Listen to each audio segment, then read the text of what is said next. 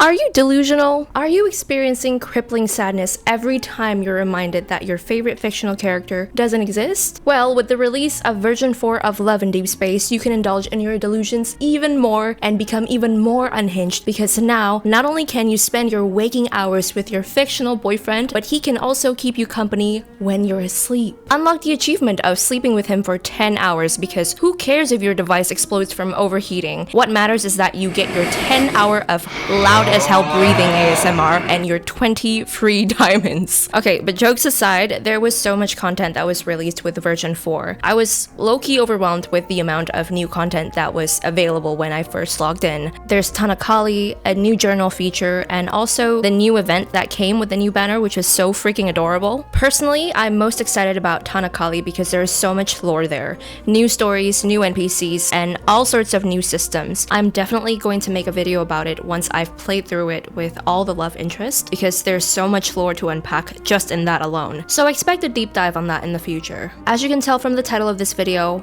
I'm gonna talk about the wedding banner that was released along with version 4. The cards from this banner are stunning. Some of them are so sweet I was straight up crying while watching them. As always, I'm gonna dive in and break down each card, focusing on the little bits of lore sprinkled throughout. And before I start, the usual disclaimer. I'm not here to tell you how to think or how to digest a story.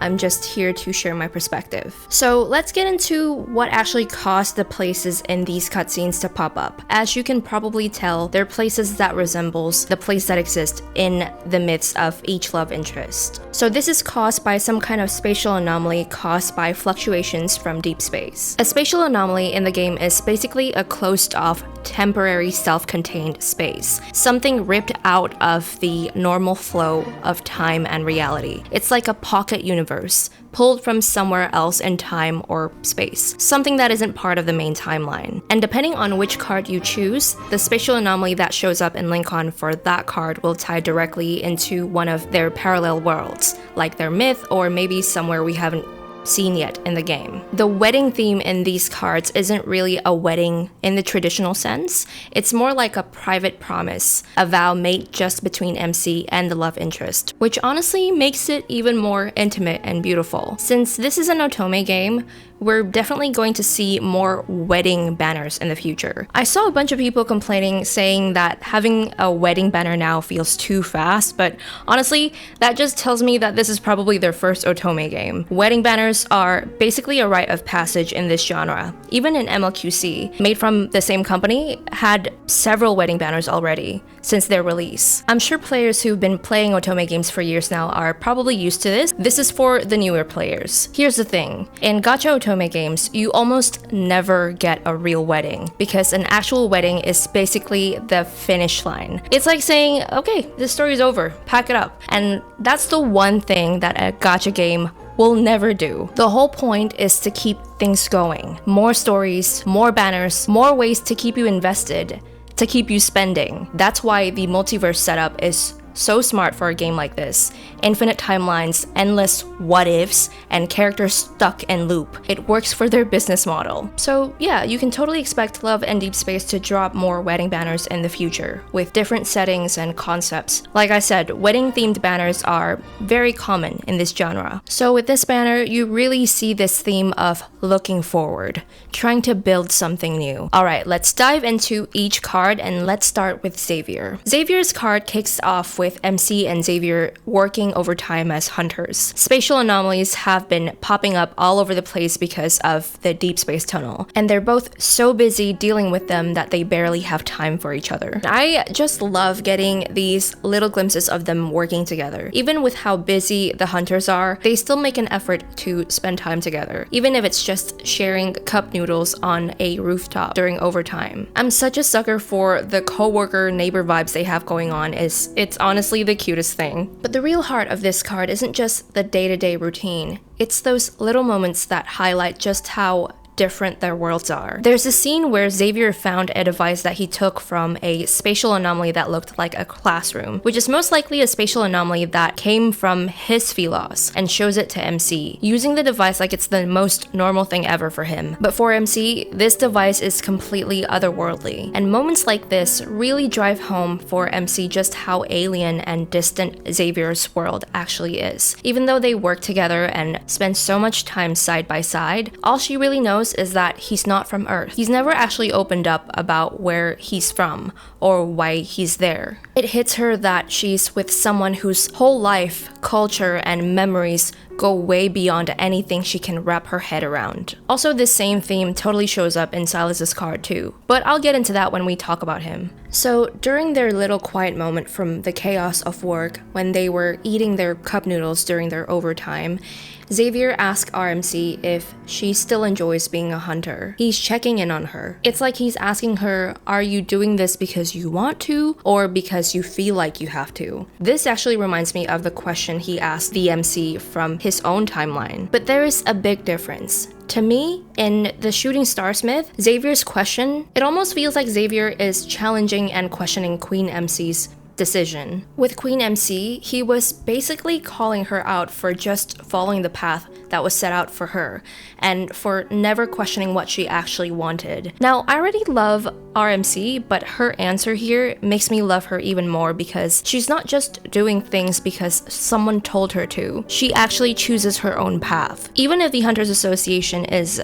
a bit sus, she's here because she wants to be, not because anyone made her, which is such a stark contrast to Queen MC from Xavier Smith. And I'm not hating on Queen MC or anything like that. I'm sure her decisions and her personality was shaped by the environment that she grew up in. But, you know, I just like that difference. I just love that RMC makes her own decisions. And during that conversation that they had on the rooftop, when Xavier asked where she'd go if she could leave everything behind, MC says she just wants to go somewhere with no wanderers, just to rest even for a moment. It's such a normal, tired person answer, the kind of thing you say when work has totally wrung you out. But for Xavier, that simple wish probably hits way deeper. It echoes a conversation he had ages ago with Queen MC in The Shooting Star Smith, and it probably reminds him of that little planet he once wanted to take her to. And that's exactly where their next mission together takes them, a spatial anomaly that looks just like their little planet. The two of them share this breathtaking moment inside the spatial anomaly, and the fact that Xavier gets to bring MC here, whether it's Queen MC or RMC, means so much to his story, because we all know what happened in his myth. Let's not get too deep into it because we're all gonna start crying. Here in this pocket universe, he finally gets to have his wish. In a way, this is their true elopement. It's not running away to get married in secret, but stealing a slice of eternity just for themselves. The spatial anomaly becomes their own private universe, a pocket of reality where time stands still. Xavier's vow in this scene is subtle but powerful. He doesn't make a dramatic confession or reveal all his secrets. His promises and his words is about constancy. It's reassurance through presence, even when there are still things he can't say or truth he can't share. Thematically, this ties back to Xavier's whole arc. His connection with MC is built not on knowing everything, but on the willingness to be present and to hold on to each other, even when the universe is unstable. This elopement, their promise, isn't about escaping the world forever. It's about making their own meaning. Leaving that flower, that memento, and making their vow there is like saying, we're here, we existed, even if this pocket universe fades. There will always be a trace of us together. There's also a little detail here that only players who know Chinese will catch. Xavier's whole star thing in this card isn't just a pretty metaphor, it's actually his name. In Chinese, his name is Shen Xinghui, where Xing means star and Hui means to return. So whenever Xavier talks about being a star or MC being his guiding light, it's actually a play on his name. He's the star that returns, always finding his way back, no matter how far he drifts. It just makes these lines. Didn't you already catch a star? Don't stars like to rest on the moon? Is it time to set sail with your star, Captain? Feel extra layered, especially when you're into wordplay. It's one of those things the English version can't fully capture, but it adds another dimension to his whole character arc about longing, distance, and finding his way home. Up next is Zayne. In the case for Zayne, the card starts with MC and him having a really wholesome time camping. The spatial anomaly caused what looked like the tower from Zayne's Foreseer myth to just spawn near their camping site. It was honestly really amusing to see RMC trying to impersonate the owner of the tower, which is Foreseer Zayne. Even though she never met him, her comments about him and her impressions was low-key accurate. But Zayne, on the other hand, you can tell he knows exactly what this tower is and what went down there, just from the way he comments on everything. It's like he understands what the original owner was thinking, and that's because he actually does. 7 years ago, after entering the Fractal Library in Lincoln, he dreamed about the Foreseer Zayne timeline, his other self. So he knows exactly where they are and what the Jasmine there represents. But I guess he's just choosing to keep that to himself instead of telling MC. The little ice sprite from Foreseer myth also pops up in this card inside the spatial anomaly, which was kind of a surprise, because it makes me wonder, what are the actual rules for these anomalies? Like, I get if they can transfer inanimate objects like buildings, books, you know what I mean, inanimate objects from another timeline. But an ice sprite? That's like a living thing. Or maybe I shouldn't question it too much and just enjoy the moment, because a lot of the things that happened in all of these cards is just pure fluff, like MC's dress and the love interest outfit manifesting out of nowhere in some cards, and how resonating can create paper cranes. You know what I mean? It's fluff. And there's nothing wrong with that. I love fluff, even when it doesn't make any sense. But this is one of those banners where you really have to pick and choose when to get analytical about the world building and all the rules that come with it. Because I notice when I start looking for deep context in every little thing, I just stop having a good time. And I guess sometimes you just gotta let it wash over you and just enjoy the story and let fluff be fluff. So there's this really vulnerable moment they had in the tower when they were having their dinner, where Zayne opens up about his life before he and MC found each other again. He talks about how for a long time he just made do with the bare necessities, never having the motivation for anything more, how life was just a routine and being alone wasn't something he enjoyed, but something he'd simply gotten used to. And honestly, that is a lot coming from him, the stoic, quietly intimidating guy who gives off "don't disturb me" energy. Underneath that stoic facade, whether it was the Zayne who was literally confined in a tower, or the one who spent years on the mountains as the master of fate, or even the one drifting through everyday life in the main timeline, there's always this thread of loneliness. He hates being alone, and you can really feel the weight of that history in this quiet moment. Like he's finally admitting to MC, and maybe to himself as well, how much it means to not have to face life alone anymore. Man, poor Zayne. He deserves all the hugs. Another thing that really hit me in my feels was when they started planning renovations and casually calling that place their home. If you know Zayne's myth, you know exactly what went down in that tower. This is the same tower where he was locked away, where he'd be punished just for trying to leave. It's literally the place where he sacrificed himself for her. So seeing their main timeline selves casually stroll in and lovingly call this place their home, joking about kitchen layouts and renovating the place, that really got me, man. This scene hit me right in the feels. It feels like a soft redemption, a gentle reclaiming of a place defined by trauma and sacrifice, turning it instead into something safe. And then, after all the quiet confessions and the playful talk about renovations, we get their cutscene. MC and Zayne dancing in the library, right in the heart of the tower that was once his prison. It's such a powerful parallel to their other life in the Foreseer myth. Except this time, it's not a memory laced with loneliness or desperation. This time it feels like the universe is finally giving them a do-over, a chance to fill those haunted halls with warmth and love and new memories. I was ridiculously happy when we got the Elusio feature back, because finally I can see with my own eyes how Foreseer Zayne and MC must have looked when they danced together in that myth. But this version is so much softer and more hopeful. Now, I don't know what it is. Maybe it's how raw and sincere Zayne's words are, or maybe it's just the beauty of the moment itself, but Zayne's card absolutely wrecked me. I freaking cried my eyes out when I watched this cutscene. I think it's because of his vow. Meeting you is the luckiest thing that has ever happened to me. After a never-ending winter, I met the one who brought spring into my life. I wish you could be happy for all of eternity, But an even greedier wish of mine is, I wish to be the person who's always by your side when you find happiness. Thank you so much to whoever wrote these lines for this character, for Zayne. It got me in my feels and I cried so fucking hard. And now my standards for my own wedding vows are astronomically high.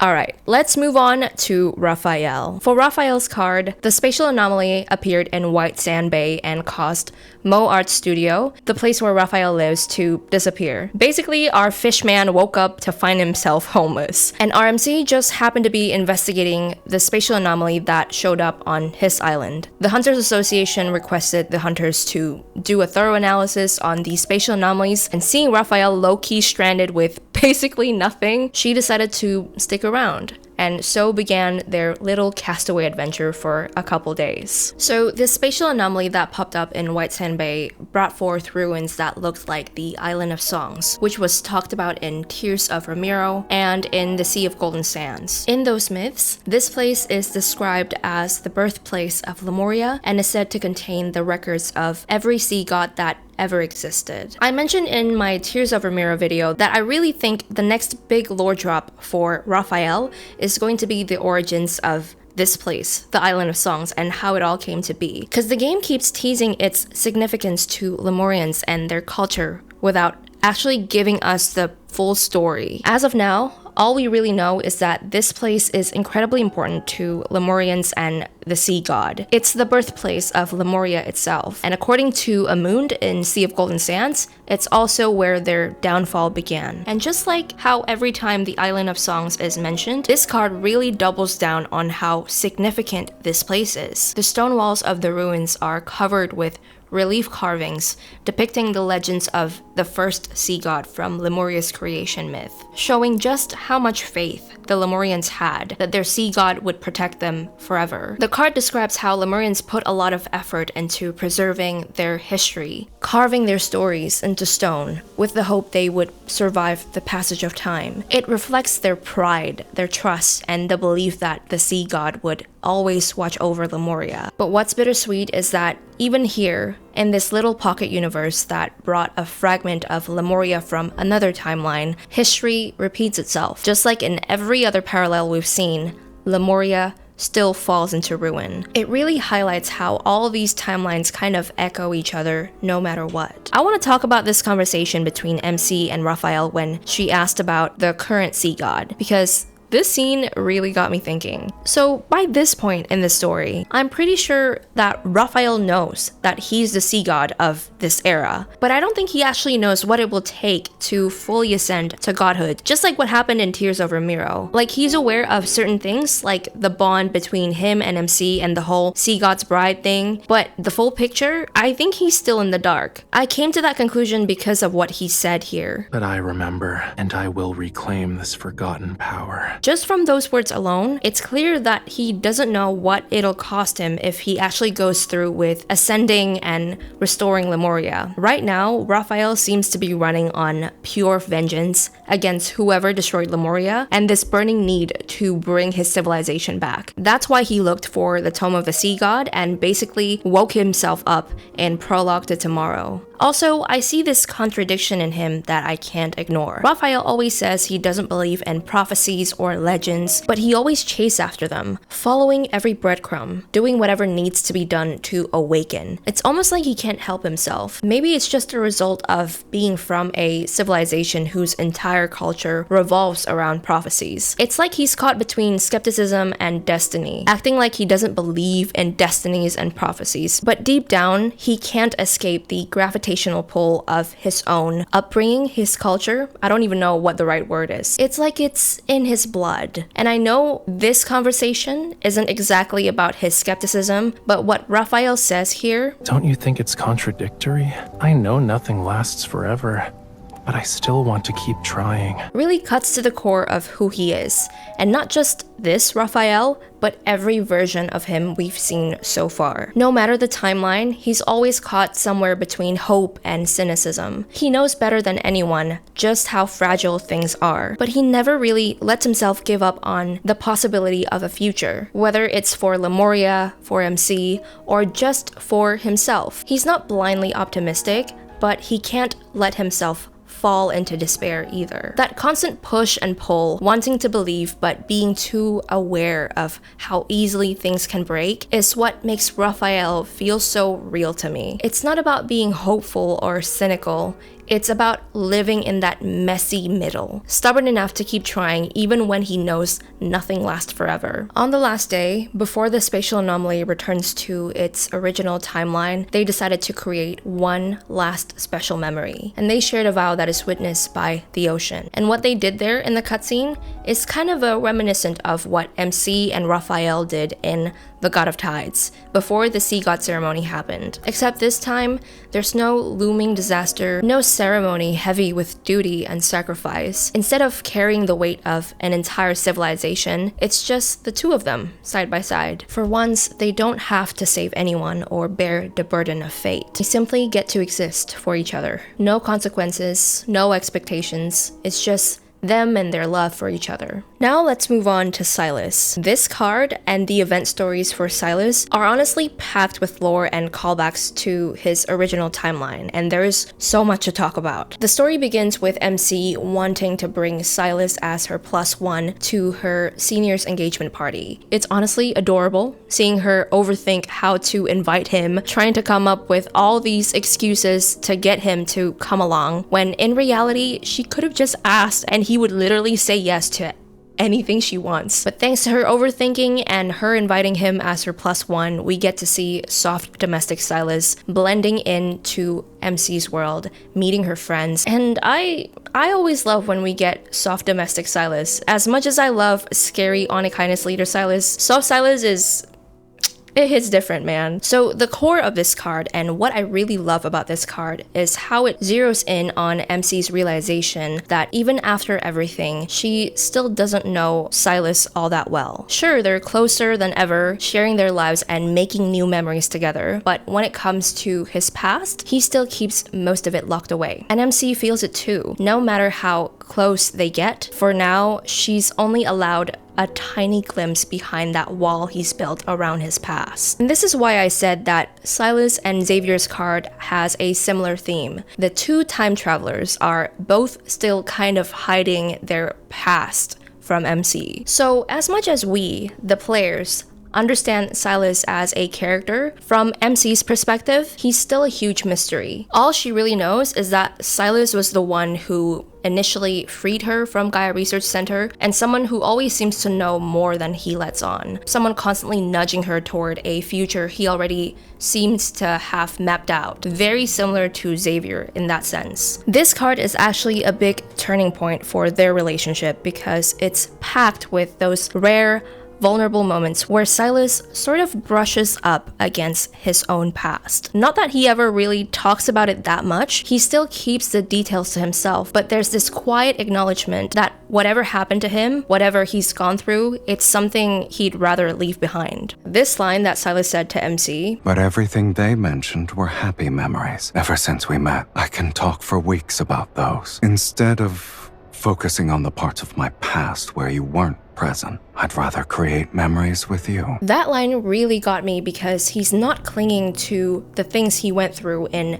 another timeline, all the stuff we haven't even seen yet. He's straight up telling us that none of it matters to him as much as the life he's building with MC right now. Sylus isn't interested in getting stuck in the past. He's choosing to look forward, to pour everything into the present and make the most out of every moment they get together. In the new main story update, Death and Rebirth, we got that fleeting vision of another lifetime where he and MC were separated in some other timeline. We still don't know what happened after that.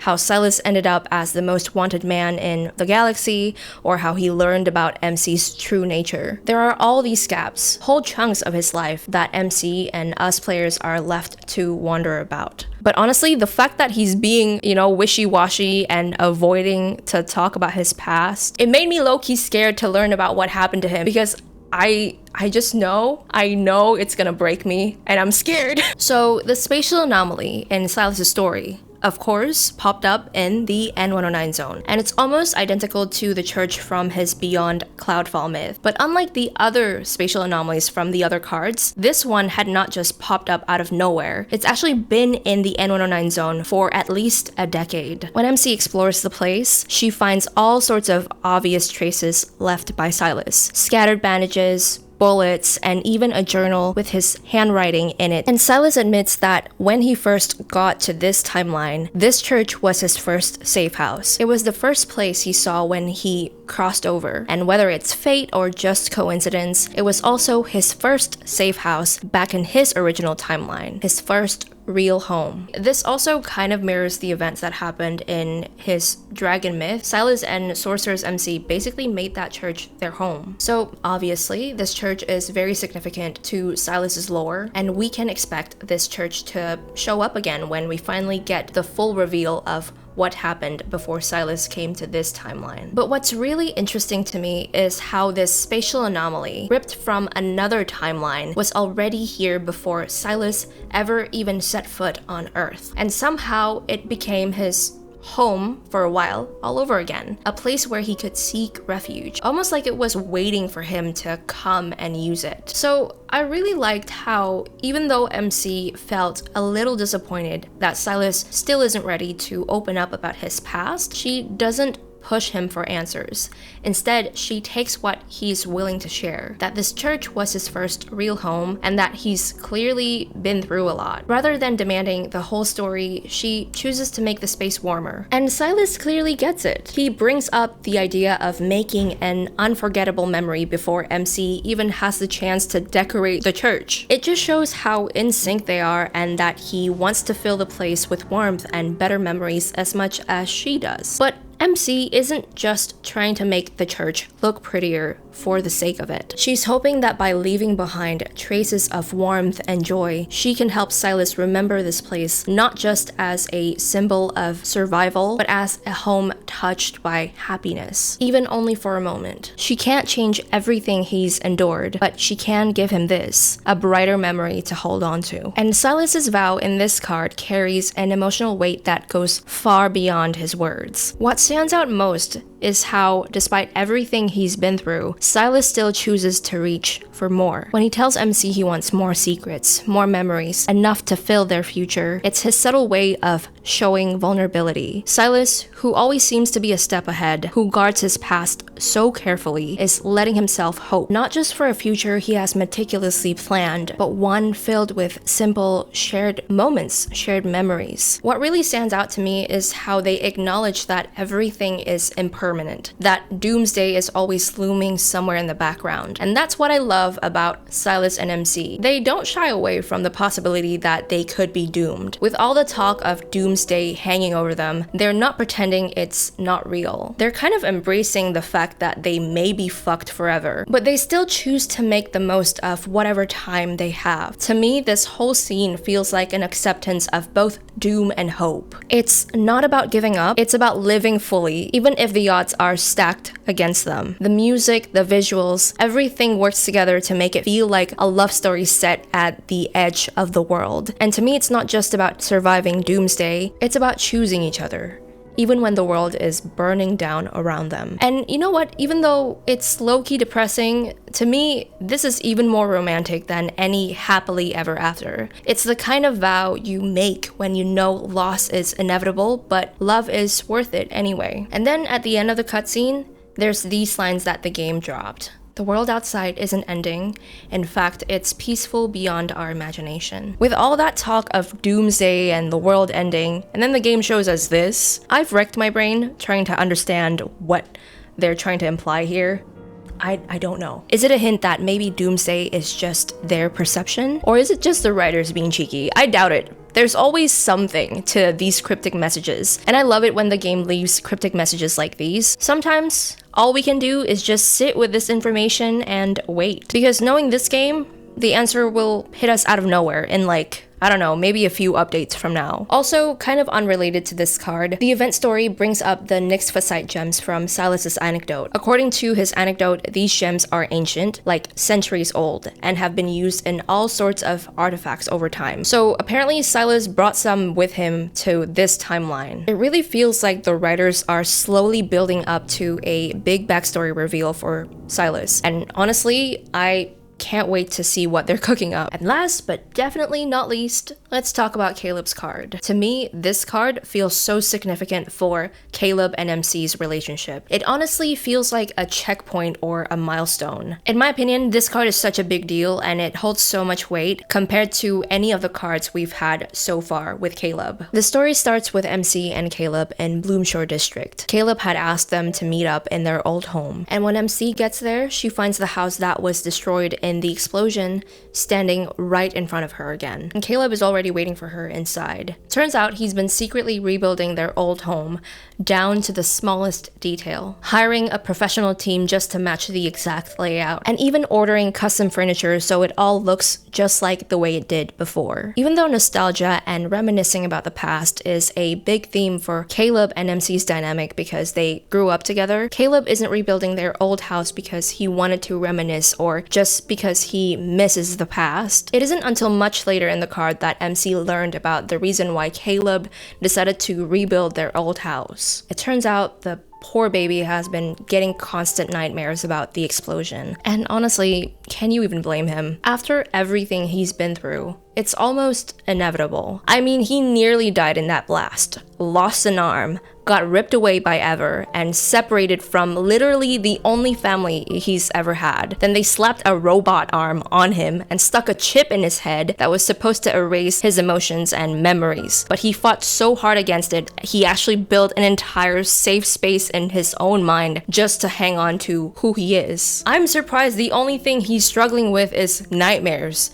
This dude is traumatized. He needs therapy, man. By rebuilding their old house, Caleb's not just piecing together bricks and furniture, he's trying to fix what was broken inside himself too. It's about restoring that lost sense of safety and comfort, about reclaiming something the world took from him. This whole card is basically about healing and rebuilding, not just the physical home, but the emotional space between him and MC, and maybe even his own sense of self. There's this lingering longing for the innocence and security they once had, but there's also this stubborn determination to create something better out of all the wreckage. And Caleb admits it. Part of him hoped that if he could just bring their old home back, maybe he could finally get some relief from the nightmares. Like if he could physically rebuild what was lost, he might be able to rewrite the trauma, or at least soften the edges of those memories. One major bit of lore that we get from this card is actual clarity about how Caleb and MC met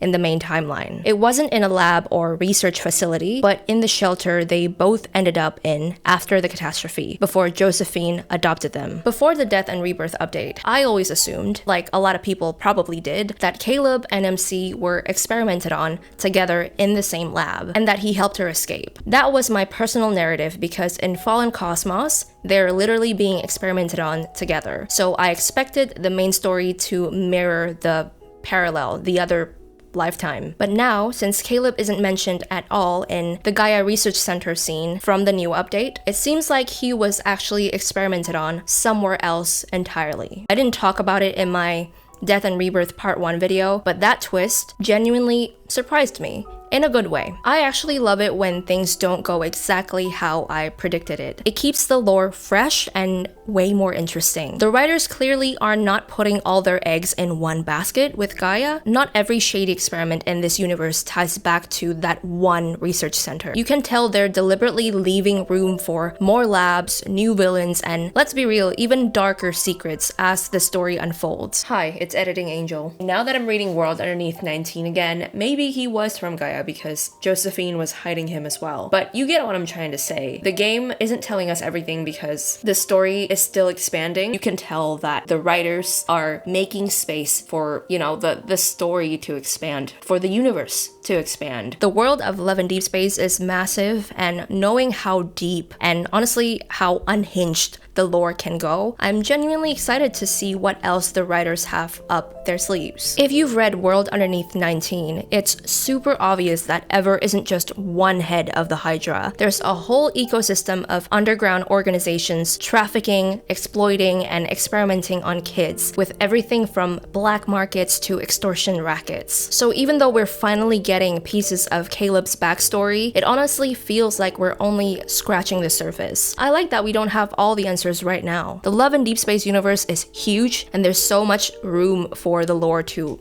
expand. Alright, I got sidetracked. Let's come back to this card. So they stumble onto the spatial anomaly in this card while they're trying to find the garden behind the shelter where they first met. Basically, MC's hoping to help Caleb feel better and maybe even shake off the nightmares he's been having. That little garden meant a lot for them because it was their escape, their own secret paradise when they didn't want to deal with life in the shelter. But when they get to where it should be, the spatial anomaly took them somewhere completely different. A floating amusement park, straight out of Caleb's Fallen Cosmos myth. Only this time, instead of the ruined, abandoned park from that story, everything is fully intact and alive. The hover train is running, everything's lit up. It's like the universe handed them a bittersweet what if, a chance to experience the amusement park that their other selves never got to enjoy in that timeline. What makes this card a massive deal is the vow they exchanged here. This is a turning point where they finally put words to all the feelings and questions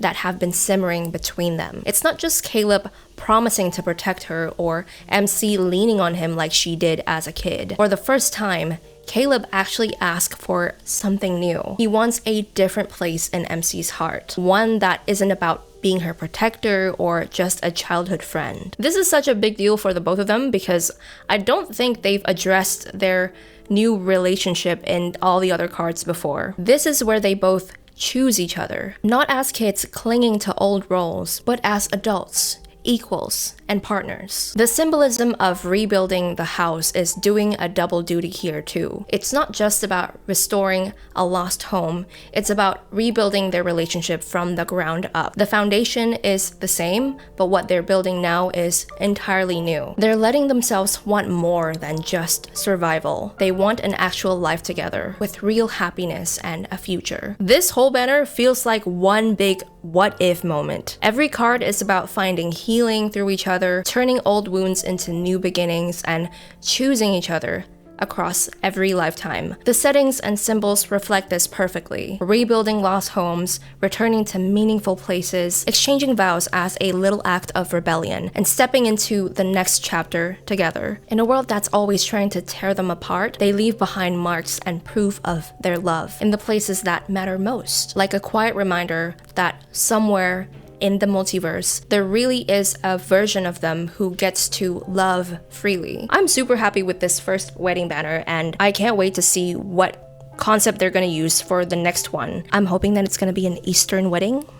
I think that'll be really nice. Anyways, that's it for this video. Leave a like if you want, and consider subscribing if you haven't already. And as always, thank you so much for watching. I'll see you in the next video. Bye! Which is such a fuck. The event story also brings up the Nyxophysite. Why? Nyxophysite. What the?